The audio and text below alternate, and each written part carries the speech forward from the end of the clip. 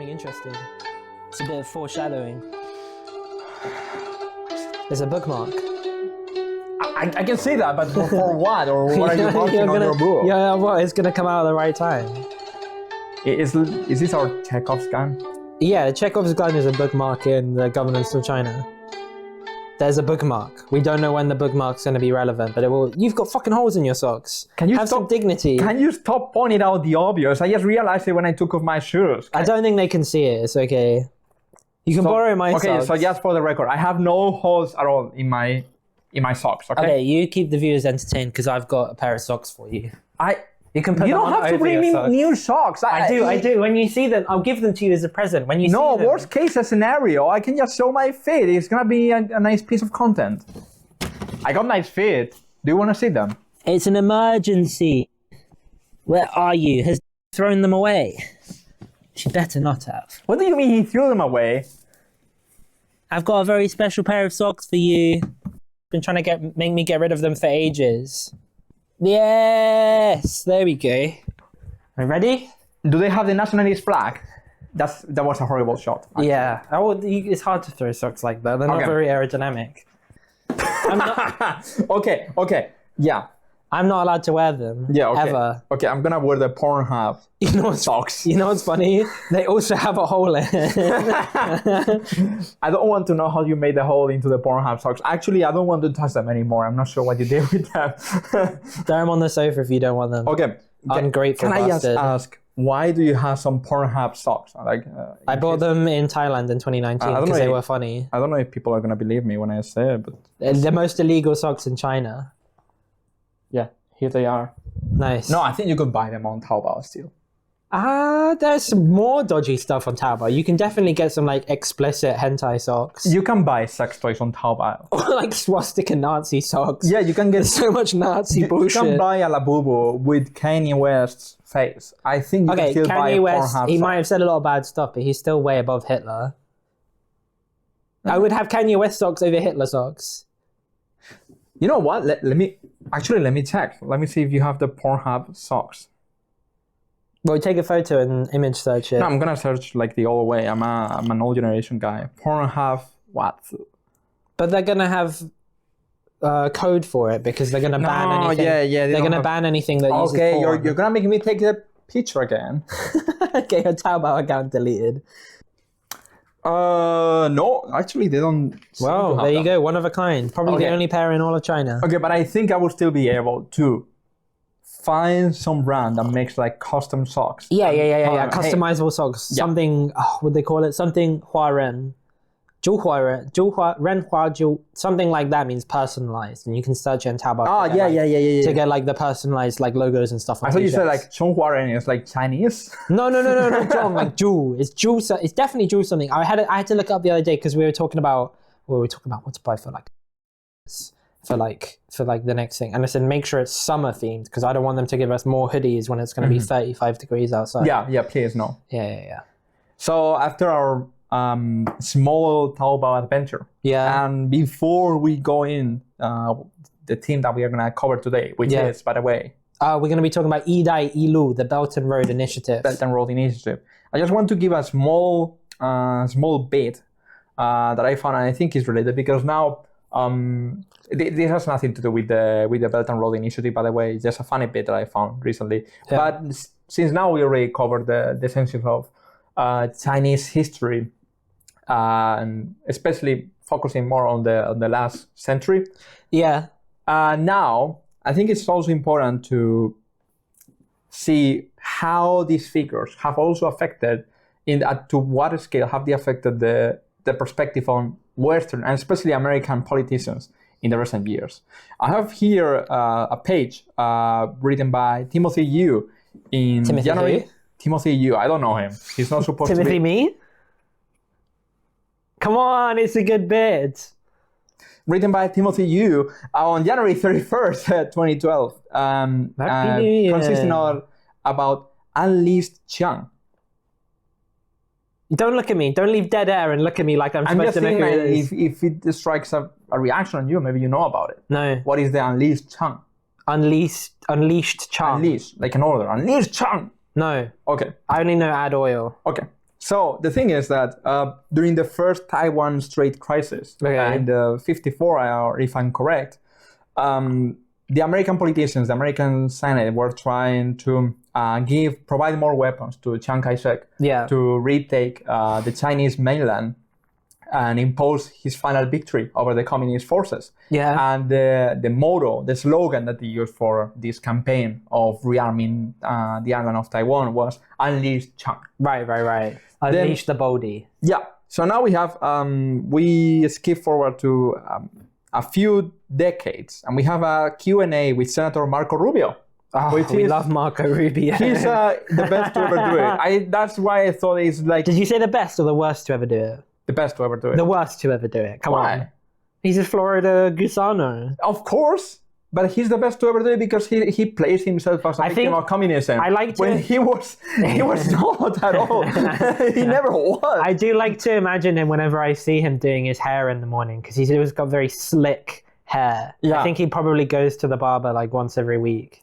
Did you see the interview that he gave also, like complaining about how the communists tortured his father or something like that? And he was like, well, actually it was not the communists, it was Batista. But it was actually Batista that tortured my dad.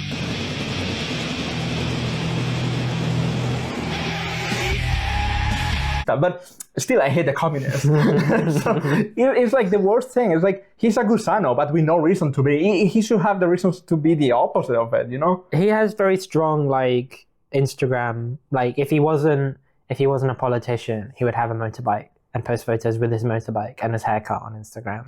Which ironically also reminds me that now after all this thing with Venezuela happened recently, if you go on Twitter, you will say like many Venezuelan gays like thirsting over Marco Rubio.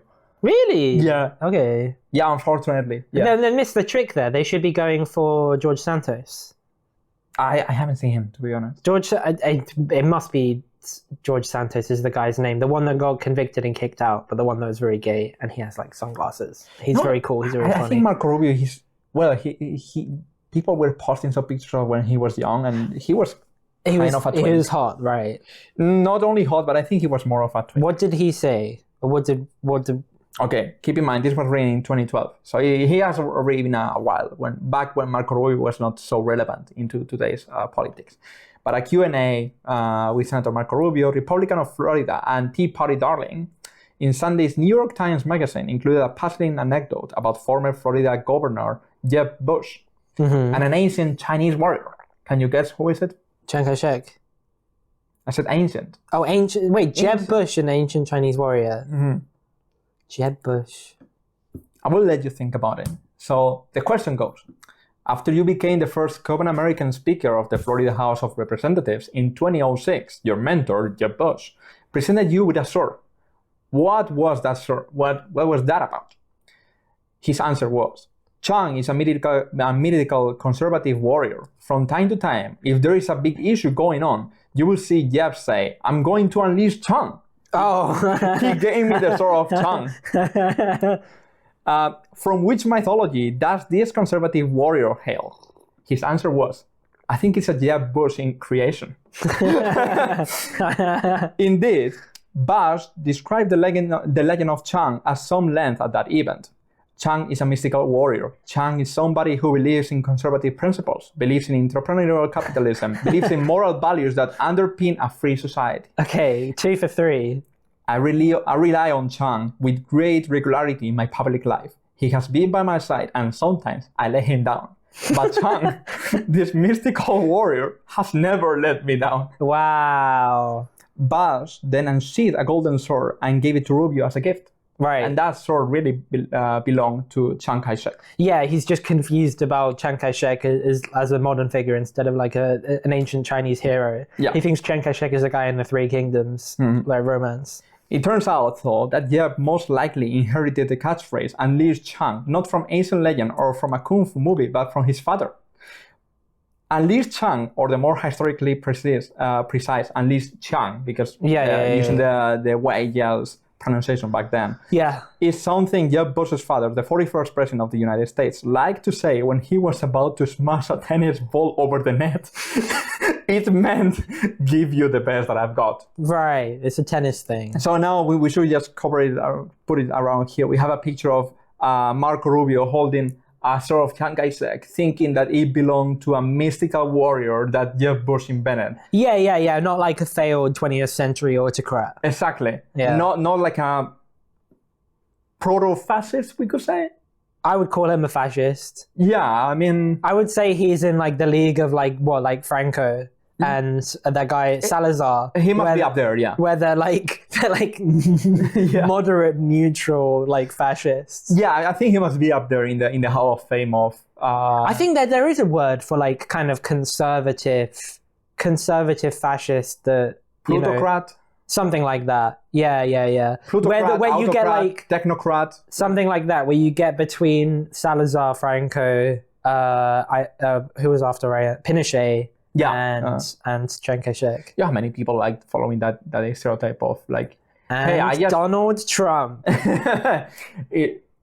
Should we make a name for a government based on being represented by pedophiles to address Donald Trump's government in some way? A groknocracy. Groknocracy. I think I like it. I just put the NO. The NO doesn't mean anything. It would be technocracy, groknocracy. I like it. I'm coining it now. Grok, is this true? Grok, is it true that she was 16? Yeah, you have to get Grok to decide what the age of consent is for your country. I think we have a few chances that if you ask Grok, he will say like, you know what? The age of consent is actually like a social construct. I think 2 months ago I put in our university into Grok. They call it Grokipedia, and it's very funny.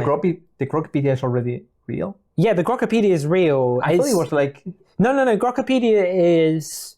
I can't understand quite how it works. I listened to a podcast about it. Yeah, you can go on it now. You can't put That's what I'm doing. You can't put anything in. So it has an article for everything on Wikipedia because they stole most of the information from Wikipedia. And then they ran it through the LLM and be like, make it more conservative. But they also generate new articles based on search terms. Jesus Christ, it's true. Yeah, so you can't put in really minor stuff, but it does have more topics than Wikipedia because they're generating them on the fly. So the university one, the Wikipedia article for... Sorry, I should censor our university name. The Wikipedia article for our university is a couple pages, maybe. It's probably about like 500 words, 600 maybe. So and the one on Grokipedia is about 2,000 words. And it just has a number of controversies about espionage, like in massive detail, that like a lot of people do know about. Like, I wonder why. I mean, I'm not claiming misinformation here. I'm just claiming like, the framing is interesting, where if you type in our university, you get 2,000 words on different espionage cases. But I thought it was like a more of a long-term idea. The Grokipedia idea. Yeah. I think, didn't know that they actually were already building it. Yeah, well, that's it. Everything with Musk is a long-term idea, and what you get in the reality is you get a thrown together prototype, just like Starship. Jesus Christ. Yeah. Okay, so Grokipedia says that the ideology of Chiang Kai Shek is positioned as the three principles of the people. Anti-woke. Essentially, yes. Nationalism, democracy, and people's livelihood. Democracy is not true, though. That's what I was about to say. Like Taiwan was ruled in a how is it called? Like a military. You're looking for the word junta. Yeah. It was a junta. Best top tier word. He died. So okay, if Grok says that he was a Democrat, I will believe it. Grok said it. It must be true. Yeah. Okay. Grok, is this true? So we're talking about big projects that overpromise and underdeliver, which is the opposite of what we're going to be talking about today.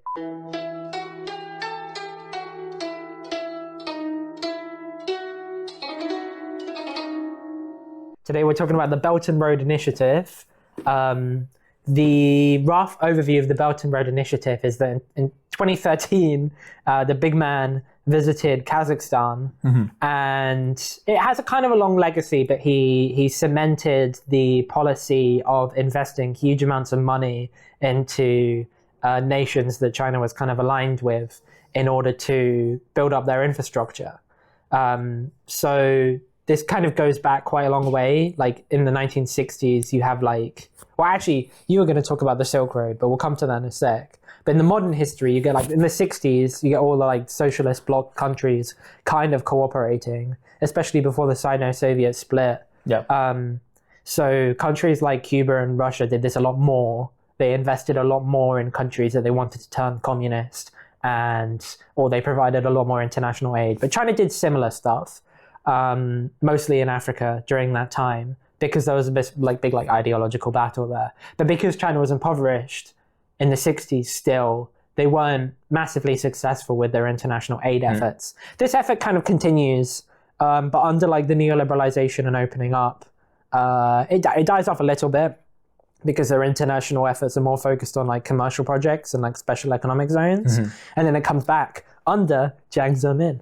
Jiang Zemin has a project called the Go Out Project, which is such like the Touch Grass Project. Fucking, I mean, it's like such like a like 2000s kind of like Tony Blair could have come up with the Go Out Project. Yeah, like go out and touch some grass, boys. There's not that much information I could find about the Go Out Project, so it seems like it's just a lot of like private companies being like set up. But there was like a little pet project between Jiang Zemin and Ethiopia. Jiang Zemin allegedly, I don't have a source for this, but allegedly invested a lot of money, or used the government to invest a lot of money in projects in Ethiopia for this like kind of special economic zone, kind of like neoliberal international aid model. And when Jiang Zemin died, one of the biggest international delegations at his funeral were Ethiopians, which I think is very sweet. Yeah, I mean, right now Ethiopia is one of the most emergent economies in the whole Africa. It's growing a lot. I think this year had a net growth of 5%.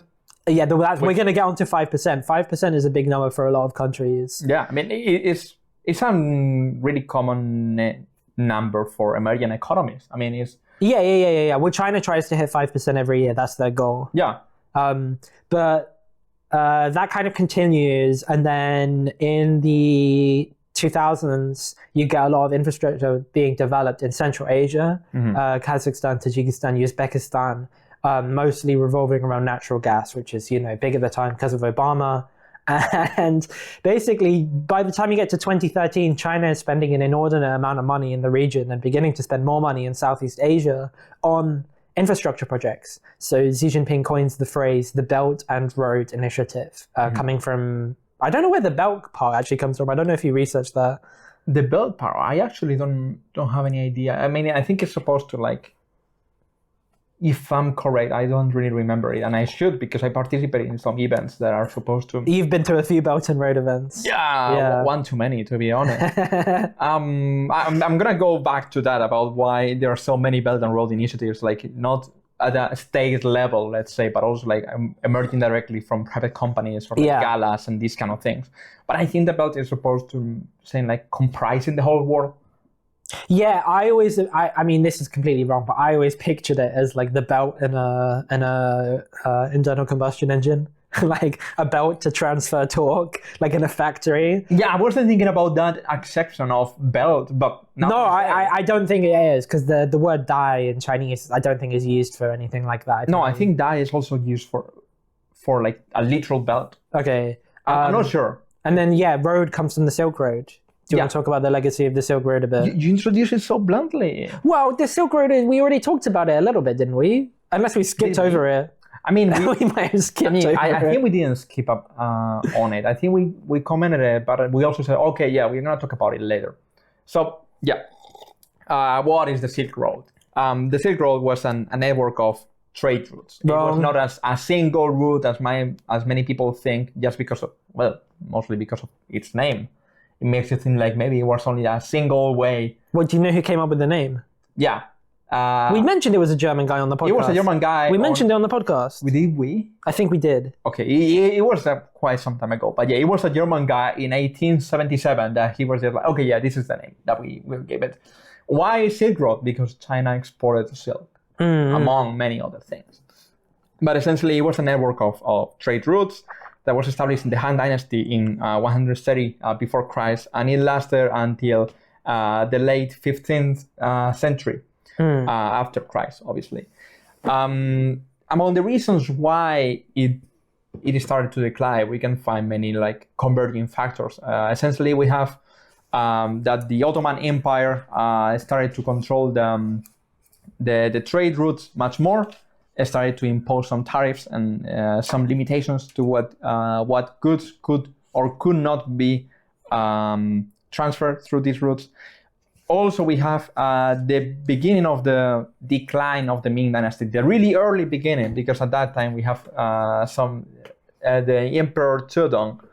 He become more, not autocratic, but essentially he starts to just care about his personal outings and the perception that he projects onto people of being a really rich and royal, the royal stereotype guy, instead of just really caring about the governance of the country. And also we have that is it at this time when the Western nations, mostly at this time only Portugal, start to expand through maritime routes, reaching India, reaching China, and they began creating new trade routes that essentially become more effective because they don't have to go through the Ottoman control. And at the same time, they also allowed to reach new places. That is, a few years later, Portugal will reach Formosa, what is called now the island of Taiwan, and so on and so forth. So the thing is, like, yeah, this route was used as the main trade route between China and not only the West, but also all the countries in the Middle East too. Yeah. So the Silk Road started with just Arabia, and then when Arabia became a link between Europe and Asia, you know, you get kind of an indirect link there. Yeah. And then you said the Ottoman Empire puts a lot of controls, and then you get the Maritime Silk Road, which is through Southeast Asia towards India. Very cool stuff, except it interrupts the 100 Years' War between England and France, because it also brings along with it the Oriental Flea, which... I didn't hear about it. What is it? The Oriental Flea is the flea that brought the bubonic plague, the Black Death, to Europe through the Silk Road. What's indirectly. The trade links between Asia, Arabia, and Europe is directly the route on which the Black Death spread. But there were like bubonic plague, like spurts in China. I might be getting mixed up between the Black Death and the bubonic plague, but yes, the Black Death. Black Death is the bubonic. Yeah, then the Black Death came along and basically wiped out like 40% of the population of Europe. Of the whole Europe. Right as England was about to beat France. Yeah. Guys, I promise you, I was about to, We were about to defeat them, and then the Black Death stopped everything for about 50 years. Yeah. I'm sure you were about to defeat them. I'm really sure. And then they came back with this crazy witch lady who said she had voices in her head and defeated the English. So, Joan of Arc. Oh, yeah. Basically, China is to blame for it. I mean, if you say not all, but crazy lady that starts hearing voices of God during the medieval ages and defeats a country, you are not narrowing it down to a lot, you know. You just have to be more specific. But yeah, I should have known that it was pointed to Joan of Arc. Yeah. But apart from the bubonic plague, what did China export to the West? Well, mostly silk, you can get the idea why, but also tea. All the teas. In case you don't know it, we should also make a chapter about tea. But I can't say anything about tea. No, you will know then. Essentially, all kinds of tea, black tea, green tea, white tea, whatever. They all come from the same plant. But this plant can be not only grown in different conditions, but also the leaves can be processed in different ways. They can be oxidized, or they can be dried in different ways, and that gives rise to many different varieties and many different flavors. But the tea originates from China, and it reaches then and part of India, and then it reaches the West eventually. So also tea, dyes, many different colors, many different pigments, precious stones, China as in porcelain. Yeah. Spices, obviously, and bronze and gold artifacts. Among the medicines, we also have the perfumes, ivory, rice, paper, and obviously gunpowder, which also transforms completely the war scenario in Europe, but not as early as it did in China. From the West to the East, what do you think it was opium exported? Opium. Later. That was a bit later.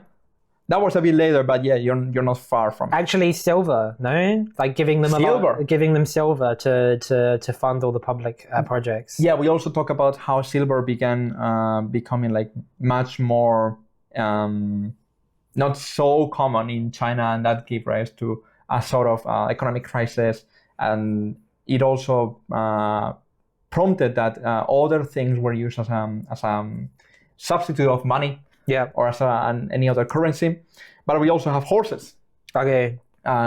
Different breeds of horses that we brought from different countries of the West. Arriving to China, we have war horses. We have work horses, whatever. With them, they also come obviously saddles, riding tags. Okay. Grapevine and the grapes. Okay. Different kinds of dogs, animal furs, honey. Yeah. Glassware. Yeah. Different fruits, obviously. Potatoes and tomatoes in there. Tomatoes. The tomato came to Europe, and the tomato and potato both came to Europe after the Spanish invaded South America and then brought them together. But the Silk Road just was practically closed right before Spain conquered South America. Okay. So this potato, tomato, and etc. And coffee too. They all came to China many years after through the maritime routes. Right. But yeah. We also have, yes, you said, not only silver, but also gold, camels, weapons and armor, and slaves. Slaves. I mean, if one thing that you have a lot of in Western countries, it was slaves. I mean, it's not like they didn't have any in China too, but you get the idea. And at this time, not at this time, but after the 15th century is when we start to have the European expansionism and the early colonialism stage, but the slave trade by then had a completely different nature. Yeah. So this Silk Road is essentially the idea that China attempted to recover with the Belt and Road Initiative, not exactly in the shape, not exactly in the commerce, but in the spirit of trying to connect China with the rest of the world in a mutual win-win situation. Well, it's so to get back to what it is now, it's the single largest contributor to development in the developing world that we have. Mm-hmm. It's described by Chinese government or by the people that receive it as patient capital to modernize every country on the planet, to bring everyone up to the same standard. Mm-hmm. So this is stuff like high-speed rail projects in Southeast Asia. But the reason we were talking about the Silk Road to begin with is that's where the countries where it started were in Central Asia that the Silk Road traveled through. So when Xi Jinping announced the Belt and Road Initiative, what he was talking about was natural gas pipelines in Central Asia, which were already there, that follow this legacy. But then they realized that if they expand this model of development to other continents where they can develop the conditions in those countries and uplift the people there, then they can basically develop their own consumer class and export to those countries and import to those countries. Kind of a mutual benefit where they're trying to bring infrastructure to developing countries that will then, in return, help China. And I mean, we're going to talk about the positives and negatives of the countries that participate, but usually this takes the form of trying to get some mineral rights, and in exchange they give the most ridiculously patient loan that they can to this country to develop stuff. Yeah.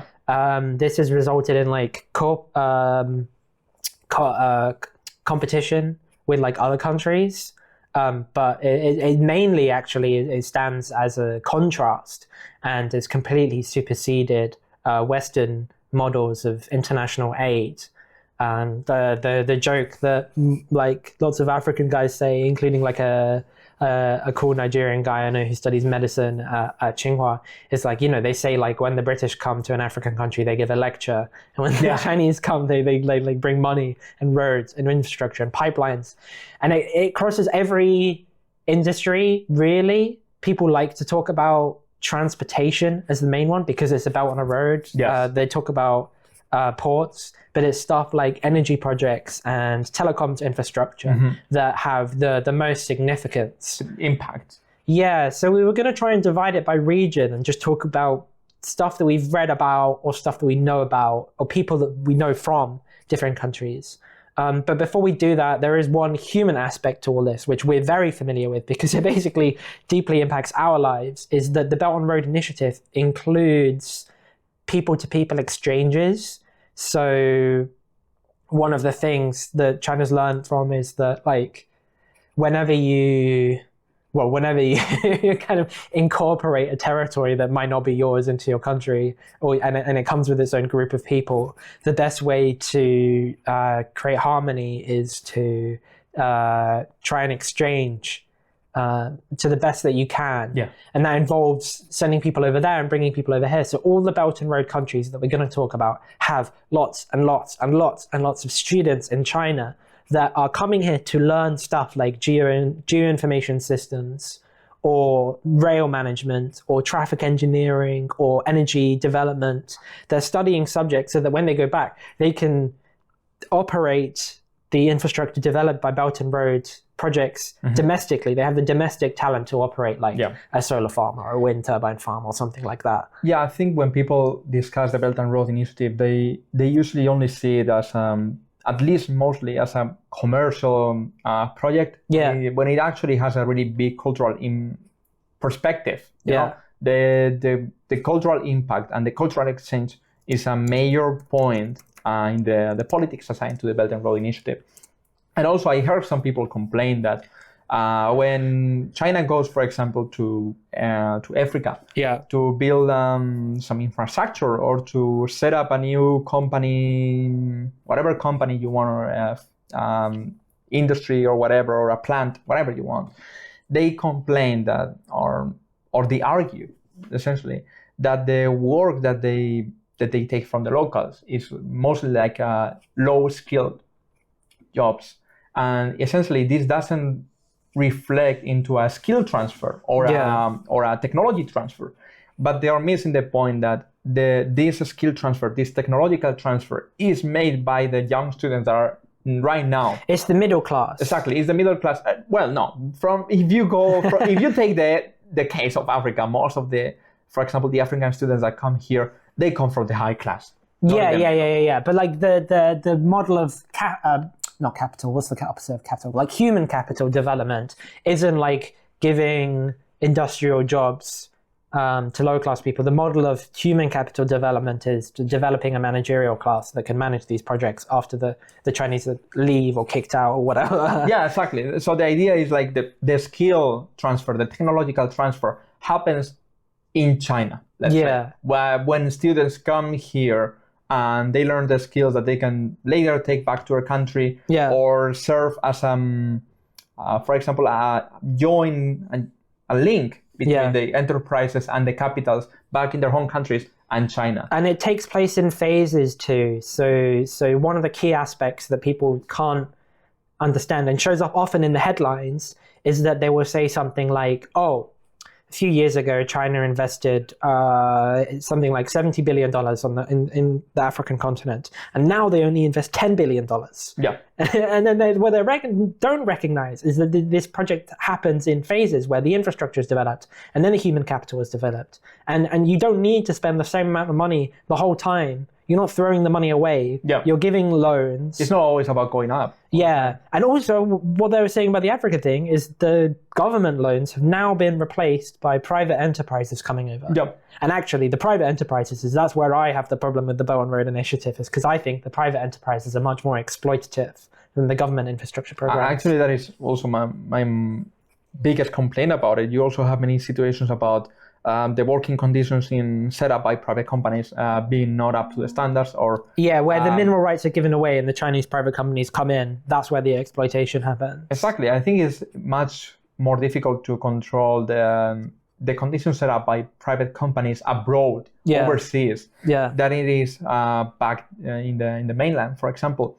But also the other complaint that I have is like, China has really good, for example, infrastructure for high-speed rail, but they're not building any of those in Africa. It's like, Africa is not ready for that.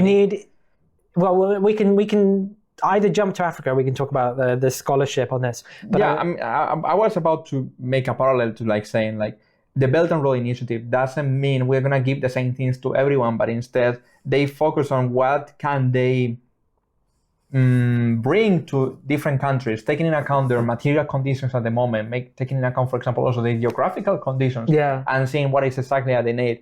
Maybe you cannot put a high-speed railway, network in Ethiopia because of the material conditions right now, because of the you don't have a big enough middle class, for example, that can benefit from it, or you don't have the geographical conditions that would make this a feasible project. But you can bring instead clean energy companies that can improve the electric grid, for example. I'm just giving a simple example, but the thing is like, what they apply in every country is different. The example that has been given is really good that I like, as a scholar I was listening to this morning that said that this exchange goes both ways. Africa brings a lot to China, not just like minerals, but like a knowledge and infrastructure development experience that they haven't had before.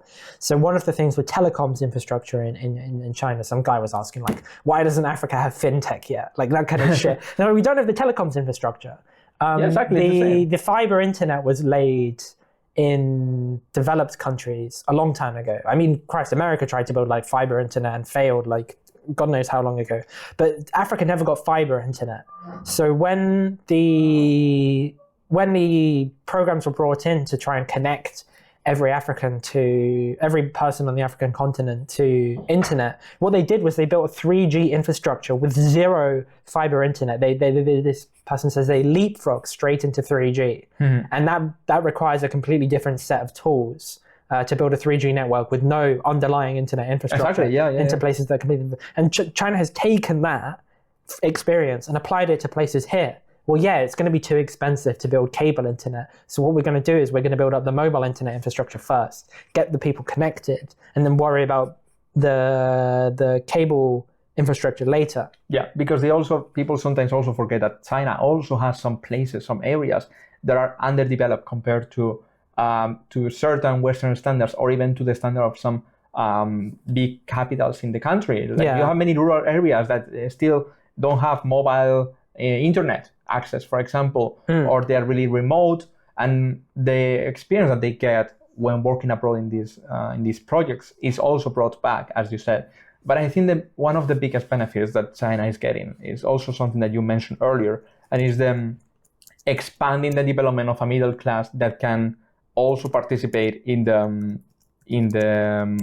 market at the same level as the Chinese people, let's say, in the way that they can also benefit. They can buy the same goods because they start to have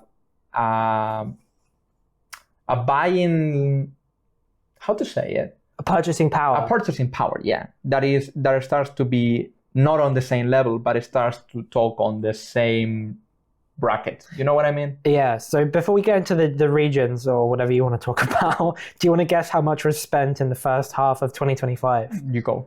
Come on. I would do higher and lower. First half of 2025. Yeah. I've already said numbers like 10 billion or 70 billion. In the first half only? That was for the whole year in different regions. So how much do you think was spent in 6 months of 2025? In dollars? 7 billion? 7? You were saying like 7 billion before 70, for 1 year. 70 for 1 year. 70 for 1 year, for one region. For one region? Yeah. Okay, so now I'm going to say like 40? The whole world, in 6 months, $124 billion was spent in the first 6 months. 120? $124 billion. So... Jesus Christ. The people talk about it dying down, but it moves between different regions, and overall the expenditures, it has increased. We should talk about Africa first, because it's going to be awkward if we come back to it later. Of that 120, 40 billion was spent on Africa. The last country in Africa to join, the most recent one is Lesotho.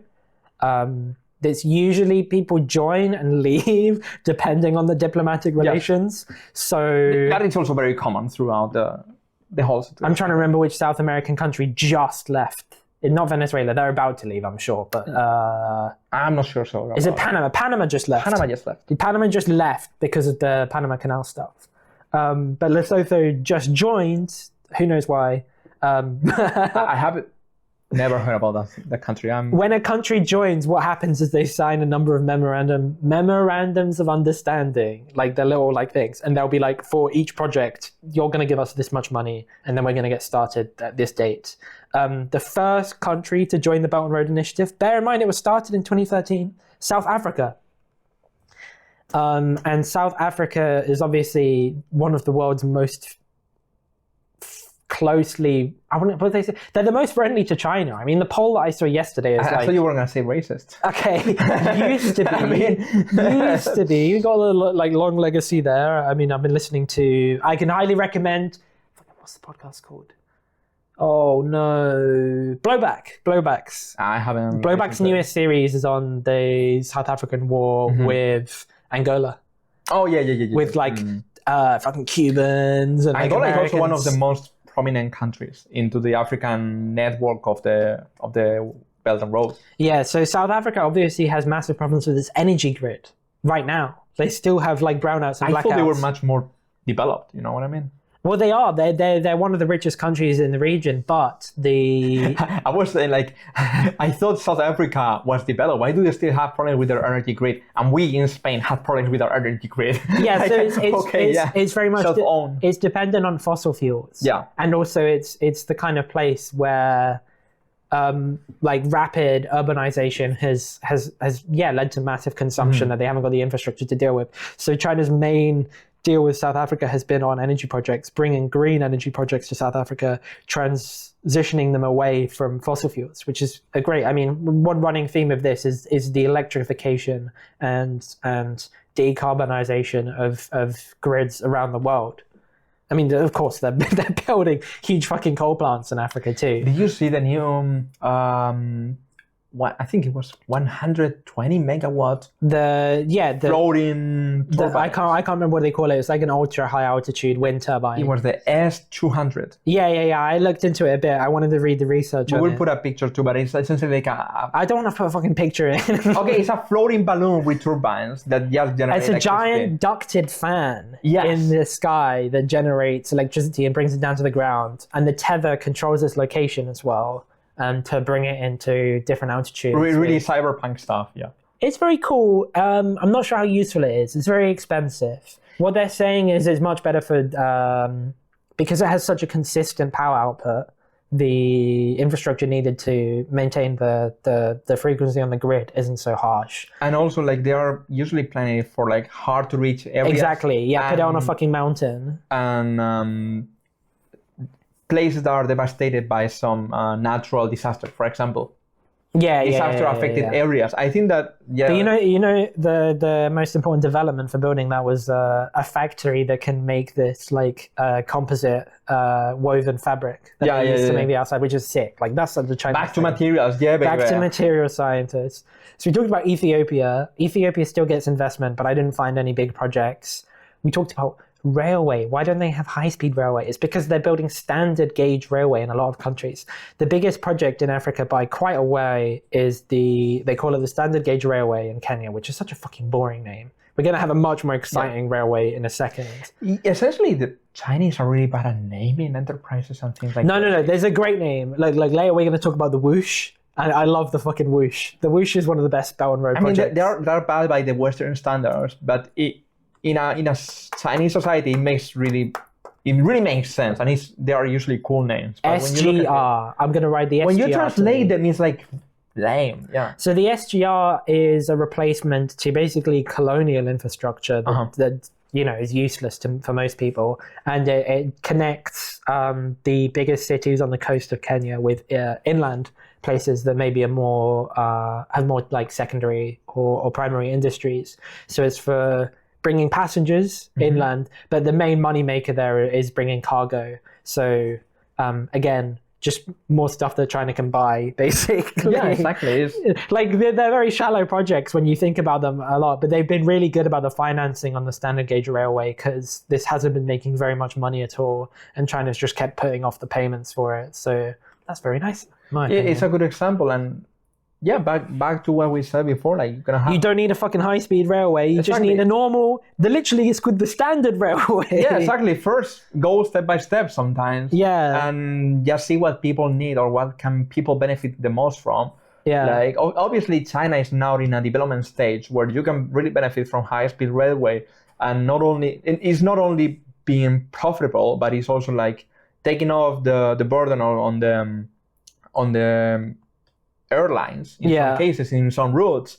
So clearly everyone is liking it. But if you go to another country, maybe they just don't need it, or maybe they just don't have someone that can benefit from it. Yeah, it's the same thing as well, where they're complaining that the railway goes to nowhere. Yeah. And it's like, you don't understand. You build the railway and then the cities develop from that. They were now starting to build the railway that was connecting, I think it was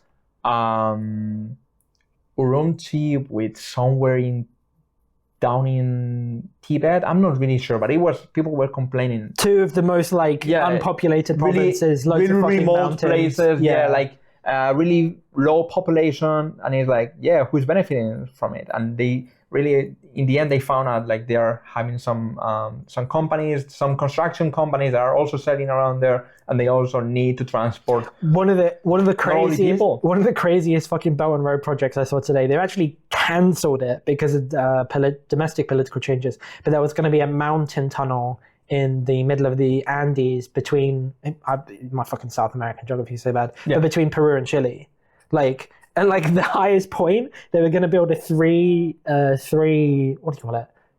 tunnel,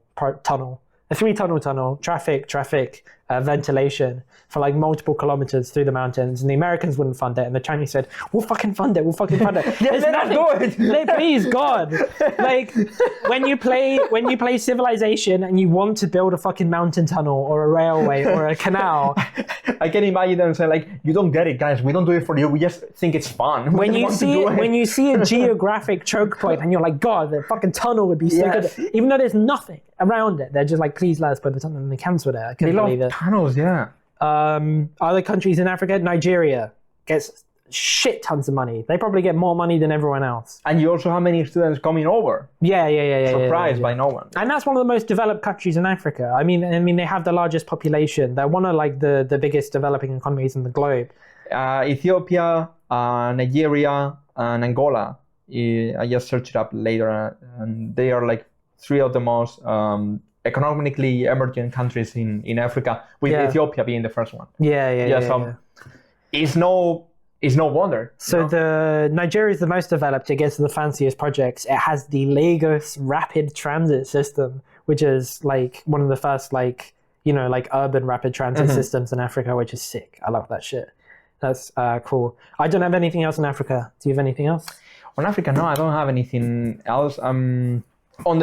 In terms of the projects that are being taken there or not, I don't have many more information. But I also wanted to discuss, like before we were complaining about the shallow view that I never complain. I'm always happy. You did. You always complain about everything. About the shallow view that some people have. Yeah, don't look at me. Don't give me the eye. I also complain a lot. I get it. The shallow view that some people have, like, oh yeah, they are like just burdening these countries with a massive amount of debt. I just searched up what was the total participation of the national debt of all the countries in Africa. What was the Chinese participation on that? Yeah. There are obviously estimates. They are not like clear values because the sources they don't really agree on any value exactly. But the range that different sources are given is 5%. Yeah, like 5% of the total debt of Africa belongs to China. Well, also this is. I want to talk about Pakistan a lot because Pakistan's great, one of my favorite countries. We've already been over that. But Pakistan has one of the, and it's the pattern with all of these ones, is they get massive amounts of money through the Belt and Road infrastructure. And then they put that debt against their GDP, and they go, what's our debt to GDP ratio, right? Like all Western countries do. And they still have the lowest percentages in the world. because of how much fucking debt European countries are in for building their own infrastructure. It's like Europeans, we're allowed to build all the infrastructure we want, go massively into debt, spend all of our fucking revenue on infrastructure, and then have like 110% GDP debt ratios. Exactly, and I exactly look up for the value of the percentage of the total national debt of Ethiopia that belongs to China earlier, because Ethiopia is one of the most favored countries by the Belt and Road in Africa, and people are complaining about this initiative. Okay, let's look at the actual values. The actual value is actually around 20%. Yeah, and I think the national debt to the GDP to national debt ratio, I think it was 0.6 or vice versa. It can't be that low. It was surprisingly low. Yeah, but then you look at the debt values that we are looking at in Western countries. Exactly, it's stupid. I mean, so one, they have a massively lower debt to their GDP ratio than like all Western countries, and two, when you look at the proportion of that debt that's actually owed to China, it's very low. When you look at how much money the UK owes to China. Exactly, it doesn't matter what way you look at it. It's just like. Yeah, it's still It's still the numbers don't marry with the narrative that some media are trying to push towards the intentions of this initiative. Yeah, and then the other thing we wanted to talk about is growth. So you brought up the figure of 5% growth as most developed countries. That's because of the Belt and Road Initiative. So before Pakistan signed on to the Belt and Road Initiative, they had quite a low GDP growth among the developing nations. As soon as they signed on to it, it went above 5% for the first time in its recent history, and it stayed above 5%. Do you have the date in which to sign in? No. Don't ask me for information I don't have. But the guy on CGTN who was like a private businessman, he was like, well, I'm not a member of the government, but 5% is 5%. Yeah. But Pakistan's case is also different. Pakistan has many accords with China that benefit, for example, immigration and defense. Primarily, yeah, that's. There are other interests in keeping Pakistan developed as much as they can because of the tensions with India that thankfully are also lately relaxing. Yeah, it looks like they're expected to return to having direct flights between China and India in a few months if everything goes in the way that it's going until now. Yeah. So this is a very good sign. But until now, in the last war, the last skirmishes that Pakistan had with India, all the jets that they had were co-developed with Chinese enterprises. So again, in this case, we can also agree that they have a more defensive component. A lot of the Belt and Road countries are. The ones that are literally geographically far away, they're kind of just tied through infrastructure. Pakistan has a lot of ties with China that aren't to do with the Belt and Road. So it's kind of unfair to just put it on the Belt and Road.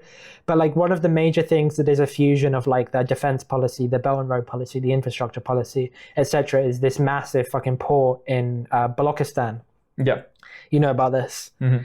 It's unfair to call Balochistan like a desert, but there's essentially what it is. It's got a few people living there. It's kind of an It's unfair, but suck it.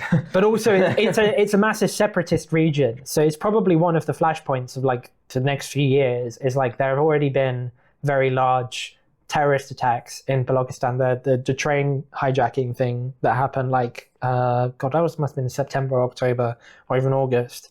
That was was secondarily, actually, I wouldn't say primarily, but that was a response to growing Chinese presence in this port region in Balochistan.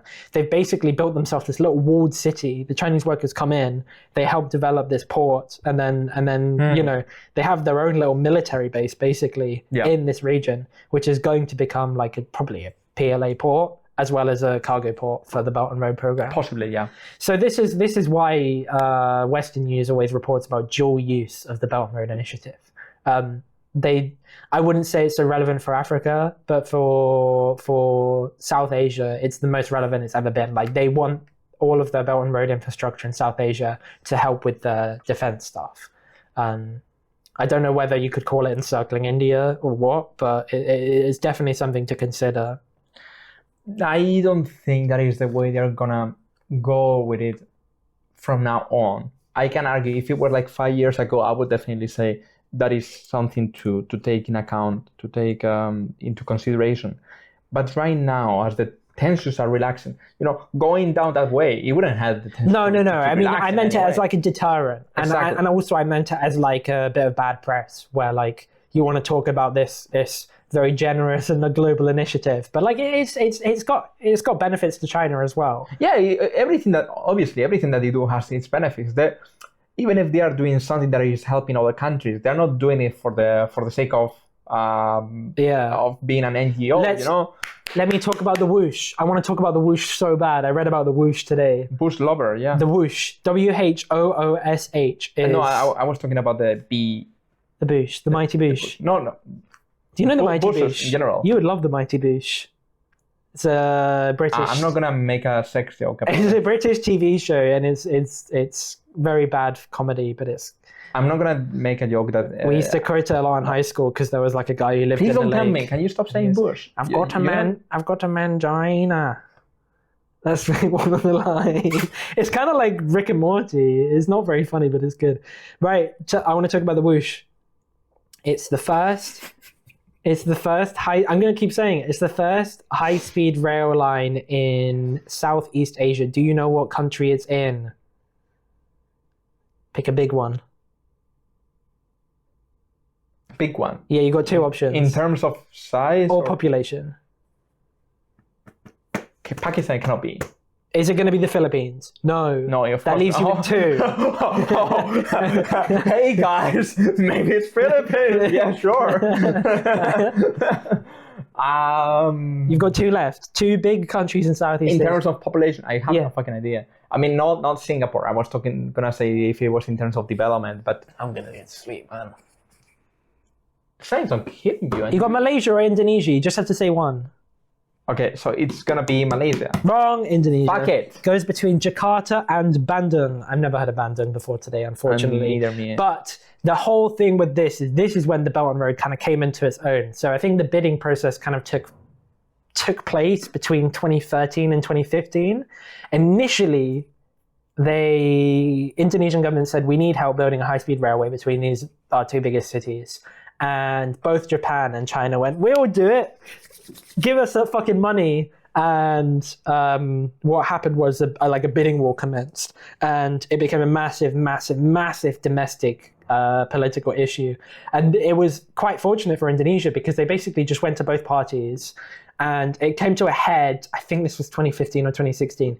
The Indonesian president went to Japan and then he went directly to China. And he just had like 3 days of meetings in each country about this fucking high-speed rail. And it's like, what's the best deal you can give me? And the Japanese, I don't know, they wanted a lot more money. And because the Belt and Road Initiative was kind of kicking off.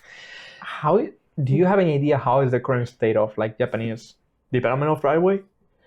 They're focusing on the maglev trains that go up to 450 or 550 kilometers. Still? Yeah. Is people still caring about maglev? Yeah, because it's fucking cool.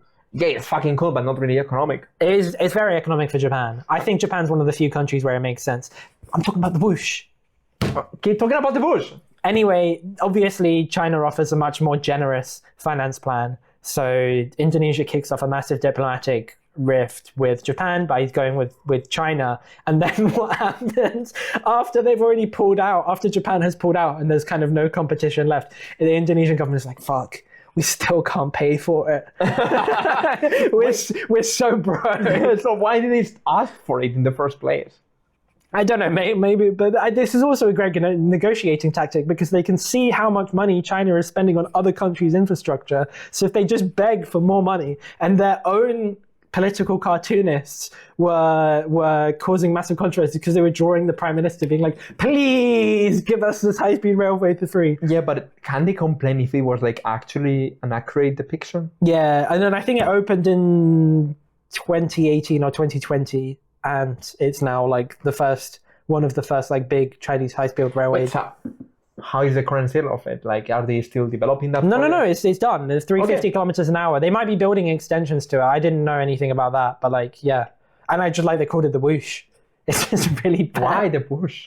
Because it goes whoosh. I was thinking more like WUSH. Which way, Belt and Road countryman? Whoosh, standard gauge railway. I take the bush. You can make the meme and I'll make it the thumbnail. We can remake the meme of I must be an 18-year-old in 2001 the way I'm ready to die for push. Yeah.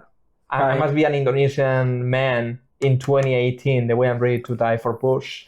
Yeah. The only things I've got left on my notes are South America. So if you've got anything to spill the beans about. About South America, I mean... Are we going there? Am I going? Are we going there? Are we turning the conversation there? If you want. Okay. Wasn't it the initial plan? I did Indonesia. Okay. Okay. The whoosh, I don't know if there's anything so about other than South the America, the infrastructure that they are building is also more, as far as I know, it's also more revolving about electric vehicles mostly, and the exportation of goods that also, because right now they don't have this, when they are trying to export, for example, electric vehicles to Europe, they're facing the massive tariffs that every country is imposing on them, which makes essentially that they have to sell the cars for double what they would cost, even adjusting for the differences in acquisition power and the difference in currency and whatever you want to. A car that here would cost you 20,000, let's say, in Europe it will cost you 40 or 50,000 just because of massive tariffs and massive complications that they have to face.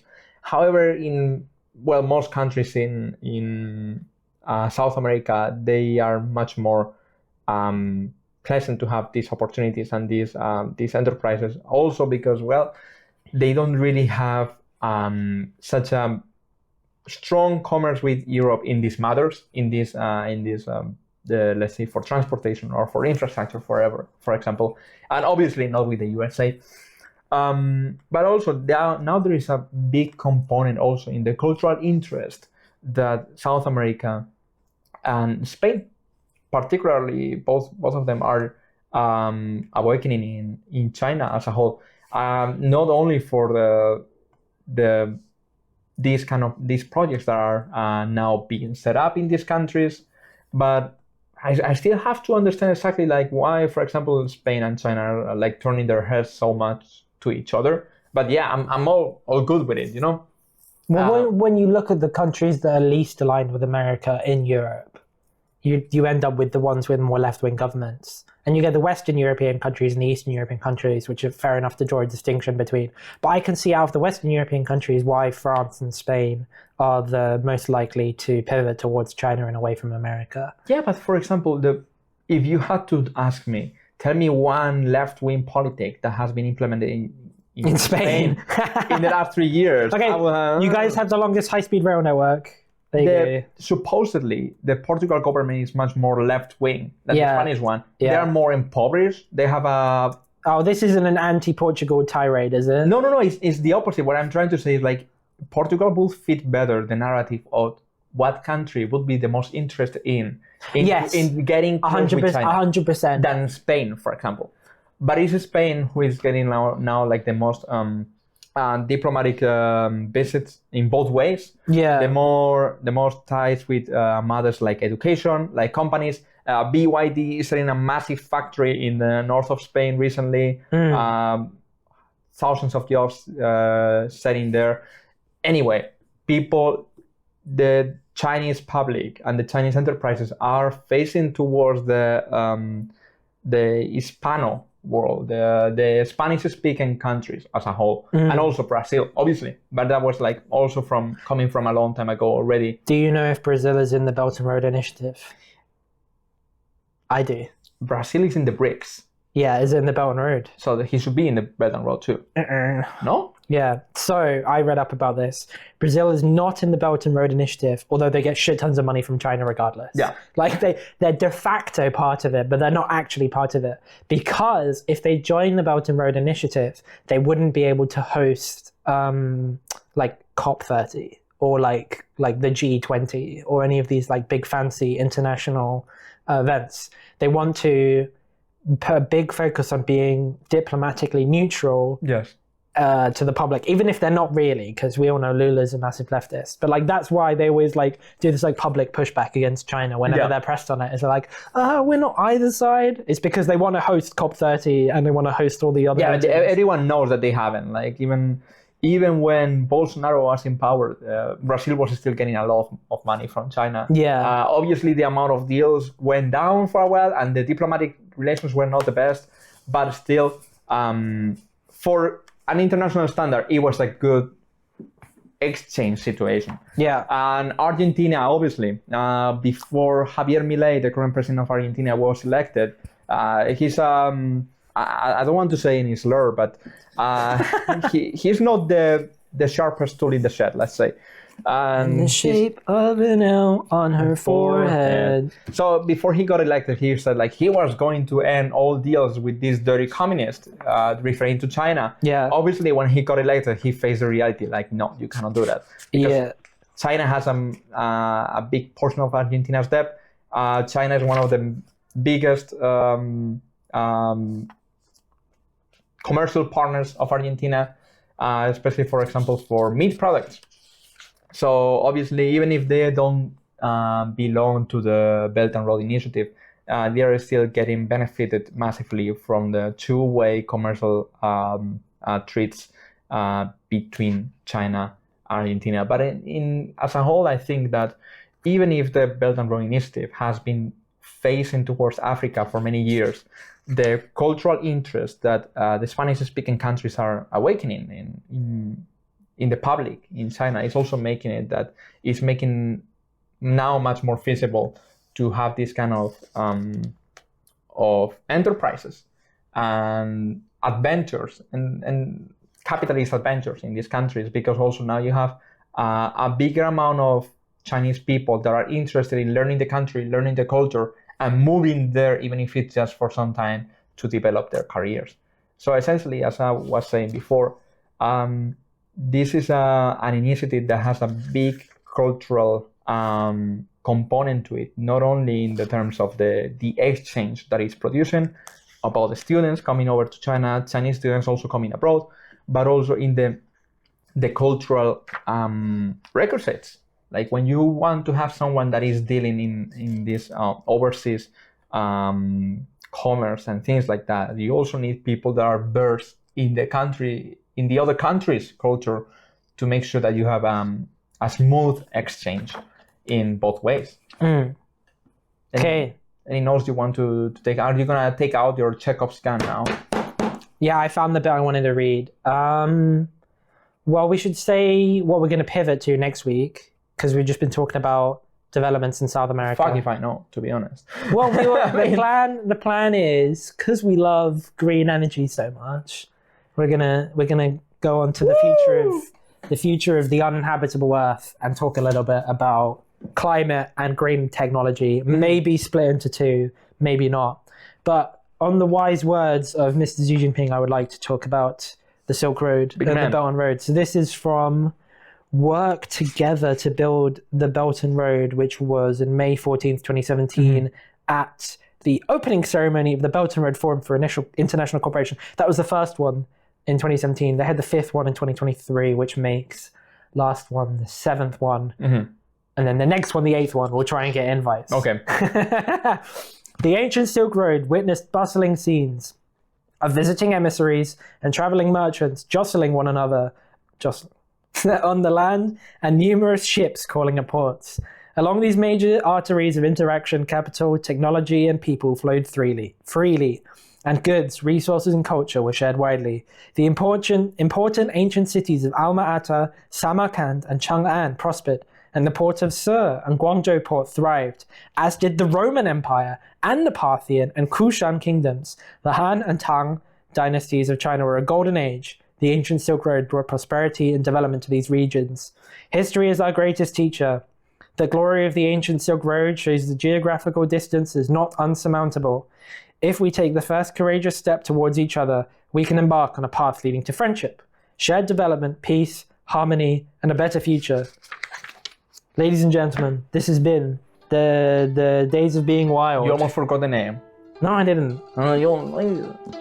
Days of Being Wild or Times of... You said Times of Being Wild, and now I can never get the name right. It's the Days of Being Wild. Thank you for listening, and see you next time.